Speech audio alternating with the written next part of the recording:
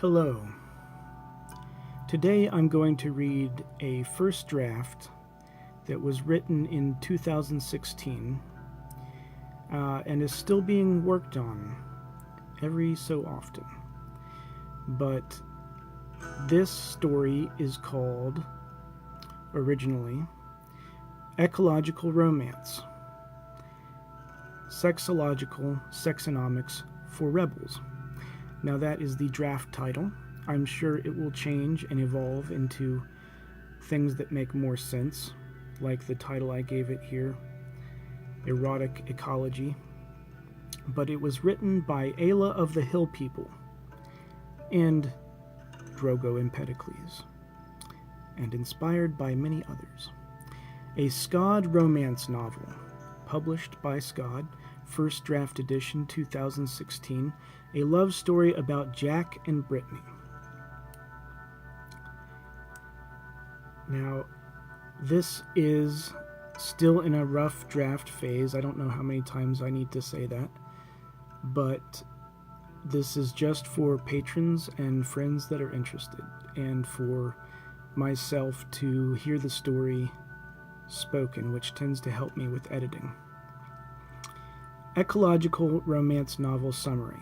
Two American working-class people, Jack Hawthorne and Brittany Roebuck, are like the rest of us, enveloped and lost in the clinches of the modern world, but have begun to question their careers within the system. When disaster hits, they say, "Fuck this," and decide to journey back to the land. After hiking the Appalachian Trail for a while, they meet an old woman who wants them to become stewards of her property.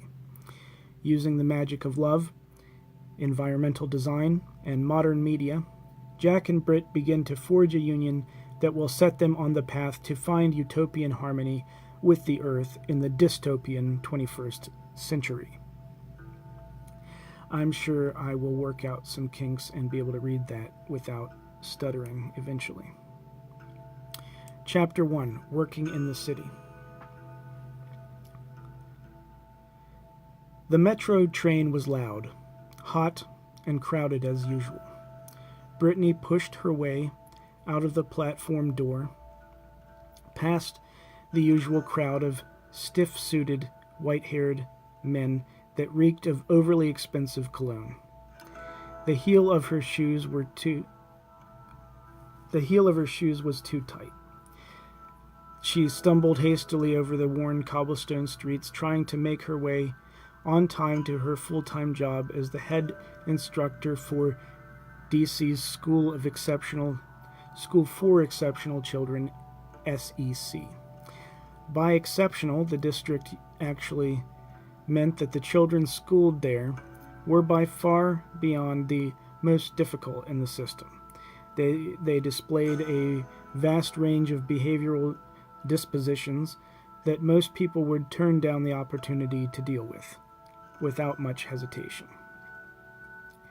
Brittany had bravely not refused the career challenge.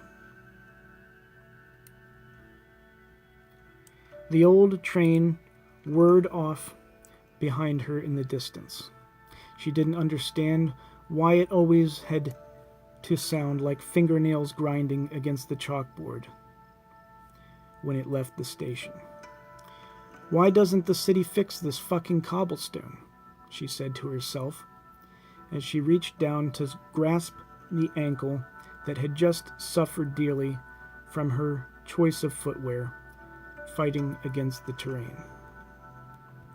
She was running late. Again. Britt had to reroute her usual morning path to the Blue Line train after coming across what appeared to be a full-on investigation crime scene, complete with yellow police tape, and what appeared to be a bloodied body bag. She wondered for a split second if the lifeless form draped underneath had once been someone that she had crossed paths with in the living form. "Oh shit," Brittany thought to herself. The crackle of gunfire at 3 a.m. had become all but commonplace in her world. But, boy, it's hard to scroll using Google, whatever, Google Documents. Okay. Where was I? But she had no time to worry about these things, for the only concern she had this morning was if she could beat that ever-foreboding time clock. She quickly made a right turn, beeline down through the local dog park, and for a split second, somewhere beyond the distracting stench of the damp dew glistening on the ever-piling mounds of dog shit, she thought that she heard a robin sing. Yes, Washington, D.C. has an inner city. Working in the inner city is pretty shitty. According to Brittany's co-worker Bruce, it sucks ass. Bruce lived in slums for 5 years, just so he can have the honor of teaching at-risk youth. His crap flat, as he calls it, low rent, apartment was broken into several times, and the landlord has not reattached the bars on the window since the last time. A crackhead broke in while he was out getting groceries at the liquor store on the corner. The deranged hobo took a dump on his sofa and rubbed feces on the walls. The flea infestation has never been resolved since the last owners, as well as a long list of honey doo-doo items, minus the honey. The school was in sight now, as Brittany approaches. The school where Brittany and Bruce worked was a long, large, imposing industrial brutalist building of bulky concrete and tiny, timid windows. The children were treated like inmates, with post-9/11 security measures which dehumanized every bit of every process, every day. There was some teaching and learning that went on, in between being treated as a slave or suspect.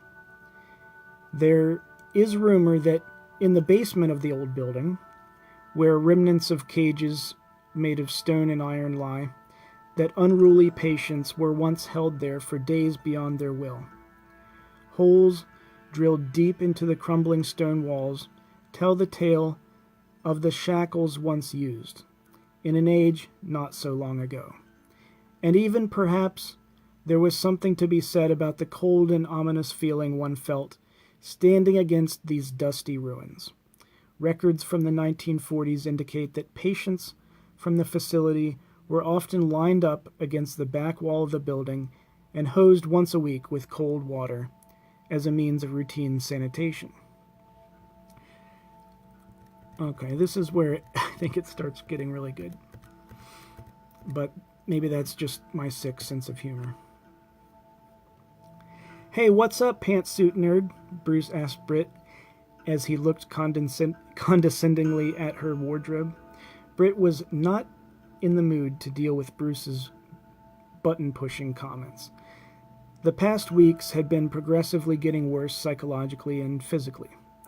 Mental abuse at work, combined with her own self-esteem issues of feeling overweight, hated by family, and terrible at social dynamics, these were all torturous.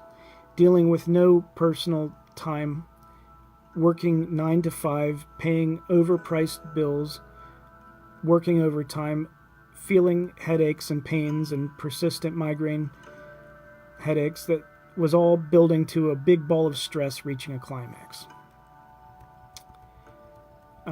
Just a footnote, fuck Grammarly. I'm never going to use Grammarly. Everyone should write how the fuck they want to write. All right, back to the story. Brittany had to dodge a blood pressure machine and hole puncher thrown yesterday in the nurse's office, and then drag a guy much larger than her to the principal's office, where security guards eventually showed up to help pacify him. While they waited for authorities to decide how to handle what to do with him next. Then she got slapped 3 times in the chest by another kid who was pissed that the first guy was throwing things in the lunchroom.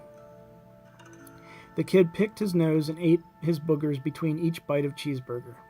The kid licked all of the cheese off the burger first, and then chewed each piece of meat and spit it on the ground, gagging really loudly, before putting it back in his mouth and chewing it again. He did this 3 or 4 times before actually swallowing the food. It took an hour for him to eat a cheeseburger and his green beans and pudding because of all the regurgitating. That's very special. By the time Britt was able to take a lunch break herself, her frustration with life was boiling over. She decided she was in a mood for the crummy hot dog stand on the corner, for a bit of unfresh air. She rushed out the door, forgetting her purse, and suddenly she remembered her purse. Britt had tried to think of what normal people might keep in their purses. It was hard for her, as the depths of her purse were perhaps an anomaly. Off the top of her head, she had crystals, clean underwear packed like 6 months ago for an extended stay at work, tarot cards, an African type of fanny pack with ominous eyes, shreds of black lace from clothing, and there might have been a book or 2 in there. Britt often thought about what kind of reaction her co-workers would have if they all dumped their purses, wallets, and pockets out on the table. She wondered about the weird stuff that people keep. She had a bag of teeth and a belly button, possibly foreskin as well, somewhere in a box. Somewhere. Oh God, her purse. What if someone had gone through it? Yes, the panic. Jack Hawthorne, architectural draftsman, was walking down the street and turned the corner of the massive SEC school building. Bam! Brittany ran smack into Jack, knocking his coffee all over the immediate area. The boiling hot Java fluid saturated their clothes, and the cup splattered on the sidewalk between them, emptying itself and splashing on them again. Brittany yelled at the rude idiot stranger. "You stupid, clumsy asshole. What the fuck? Why don't you watch where the fuck you're going? You just assaulted me, you ignorant jerk. I'm gonna sue you," Britt verbally exploded on him. Jack apologized profusely, none of which seemed to matter. He then proceeded to ask her on a date, which seemed to fly right over her head. She was preoccupied with berating him. She started talking about her family's lawyer and her doctor. After a long, several frustrating sentences. So, let me say that again. After several long, frustrating sentences. What the hell? I'm just going to edit as I go. She calmed down a bit. Brittany said she would probably rape him if they spent any time alone together because she had a bad day. Did I say that? Did I say day? I mean a bad month. God, I need some kind of break or release. Maybe a vacation, she said. I should just quit my job and go on an adventure. She asked him if he wanted to fuck sometime. I mean, hey, do you want to have sex when you have the time for it? Jack said yes, that would be fine. Britt nodded and laughed. They were half joking. They both felt the attractive urge, but it would be a few days and nights before they would act on it. Both had to actually go through a process of warming up and letting go for the words and feelings to take action. Perhaps it was a flash of insanity and that sprinkle of genius that bound them together. They both had a passion for civil and environmental justice. They spent hours during the next few weeks talking about oppressed people and endangered animals being attacked by authorities and suffering due to the state of the capitalist world. They confirmed that they write to their political representatives and recycle as a habit. They mutually loved long walks on the beach and afternoon hikes as well as sweaty sex afterwards. Soon the day came for their first date. And I'm going to leave it off there because I want to pace out the reading of this. But yeah, basically that's the intro, the first part of SCOD Romance. Thanks for listening, and enjoy yourself, no matter how sexual or asexual you are. Cheerio.